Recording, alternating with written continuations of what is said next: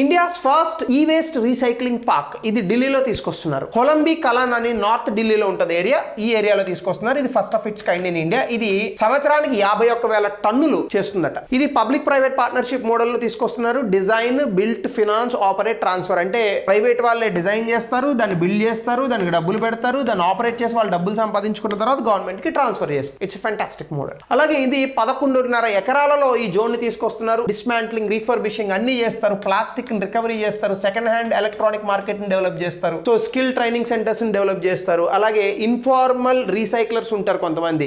ఈ వేస్ట్ ని బయట కూడా చేసే కంపెనీలు ఉంటాయి. వాళ్ళని రీహాబిలిటేట్ చేసి ఈ ప్రాంతానికి తీసుకొచ్చే ప్రయత్నం చేస్తారు. అలాగే 106 ఈ వేస్ట్ కేటగిరీస్ ఉన్నాయట. ఈ వేస్ట్ మేనేజ్మెంట్ రూల్స్ 2022లో. అందులో నుంచి ఈ పర్టికులర్ కేటగిరీస్ లో నుంచి ఈ వేస్ట్ మొత్తం రీసైకిల్ చేసేటటువంటి కార్యక్రమం. సో దీని ఎకనామిక్ బెనిఫిట్స్ ఏంటంటే దీని వల్ల 350 కోట్ల రెవెన్యూ వస్తుందంట. 1000 మందికి దాదాపుగా ఉద్యోగాలు వస్తాయట.